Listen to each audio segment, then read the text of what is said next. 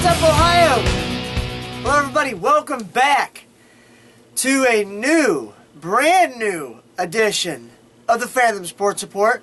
I am your host, Nick Brolis. I am your Canton source for Cleveland sports, and I can't tell you how happy it is for me, personally, to be back here on the website with another podcast for the Fanthem Sports Report. I know it's been about 2 months, maybe a little bit more. Let me explain real quick. For those of you that may know about the Windows 10 update, I had my notification come up on my computer a little over 2 months ago, and I accepted it, not realizing that the current software that I was using was not compatible with it. So I've had to figure some stuff out. Luckily for me, my laptop is still stuck in Windows 8, so that's a good thing. So now, instead of going through my normal desktop, now I get to go through my laptop. And as some of you may be able to tell right now, I'm a little kind of under the weather still, got a little sinus infection I've been battling, but nonetheless, I am back, and thank you for watching this edition of the Fanthem Sports Report. This edition of the Fanthem Sports Report is brought to you by Cafe 80s. You can follow them on Facebook, the Cafe 80s. They have the website, thecafe80s.net. Feel free to follow them on the bands in town. Andy, Barry, Casey, and Dan. Great group of guys. As a matter of fact, we just went out last weekend and watched them at Legends Sports Pub up in Akron. So feel free to look for them. Great 80s band. Always love to go out and see them. Well, first things first. Obviously, I want to talk about the Johnny Manziel Browns situation.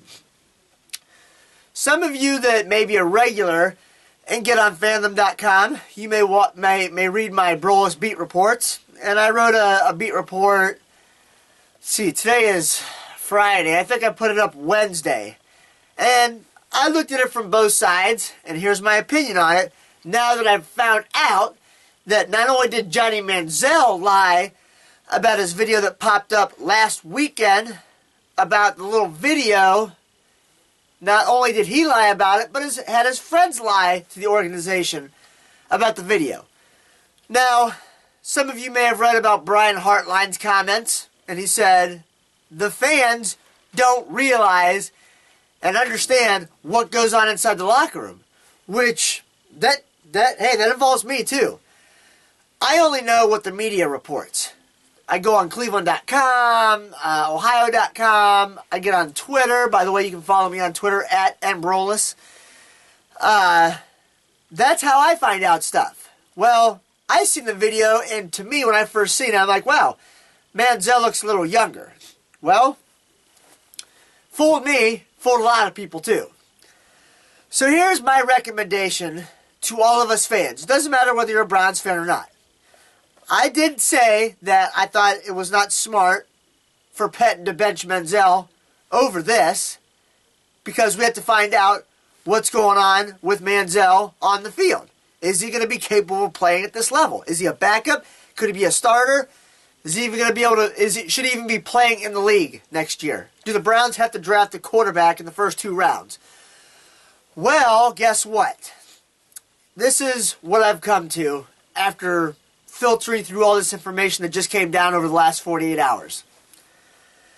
Pettine made a statement saying he broke the team's trust. Well, when you lie to not only your offensive coordinator and your head coach, but you're lying to the entire organization, guess what? That tells me that you are not mature enough and you do not have the leadership capability at this point in time to be a starting quarterback in the NFL. Because guess what? Even though none of us have the right to tell you what you can do in your off time, it is your responsibility, if you want to be a starting quarterback in the NFL, to be completely devoted to making sure that you are ready to put your team in the best possible situation to win the game that you are preparing to go into the next week. This was the opportunity for Manziel to dive even further into the playbook and get to know the plays to where he knew them off the back of his hand. This was the opportunity for him to show the coaching staff and the world around that they made the right decision in making him the starting quarterback of the Cleveland Browns. And guess what, folks? Whether we have no right to tell him or to tell him what to do off the field, which we don't, guess what? This was his opportunity to make a smart decision and not go partying and not go putting himself in situations that could make him and the organization look bad. Because right now, the Browns are looked at as an absolute joke in the NFL. And you can't blame those people. Because we've done nothing since we've come back in 1999. Nothing. We've had 2 winning seasons and 1 wild card playoff loss to Pittsburgh to show for it. So, just my opinion, he's lost a bunch of respect from me. And regardless of whether the Browns give him any more action or not, to me it doesn't matter anymore. Because he has shown not only myself, but most importantly the Cleveland Browns organization, that you can't trust him. My trust level with Johnny Manziel is at the same level it is with Josh Gordon. I can't trust him in my free time, and I shouldn't have to babysit him in my free time. You are an adult, and you are a professional football player in the NFL. That's all I got to say. So, you take it for what it's worth. You can agree with me or disagree with me, whatever the case may be. Now, switching to the NBA. Man, the Warriors are a hot team right now.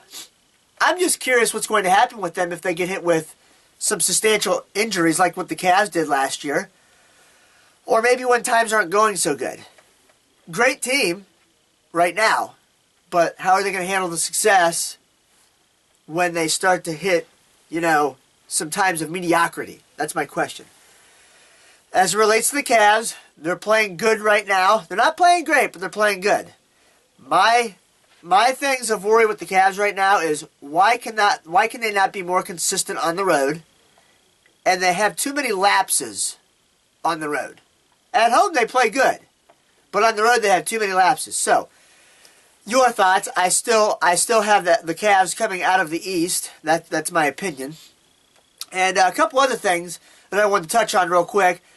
Earlier this morning, before I shot this, Joel Okafor, the center for the Philadelphia 76ers, he got into a street fight with a couple Boston fans after Boston beat Philadelphia just recently. Here's my question. Why are you out at a nightclub at 4:30 in the morning, or whatever time it was, I know it was early hours of the morning, in a big city? You should know by now that that's not a good place for you to be. I don't understand that. So, also, to finish up the show, guess what? Only 82 more days until pitchers and catchers report. So, for all you baseball fans, I know we're getting closer to winter, but hey, why not think about that? And just off the record, 161 days until Cedar Point opens. Not that a lot of you may care. So, with that, I can't tell you how happy that I am that I figured out how to get this podcast up and going again. My name is Nick Brolis. You will see me again relatively soon now that I got all this figured out. And don't forget, I am your Canton source for Cleveland sports.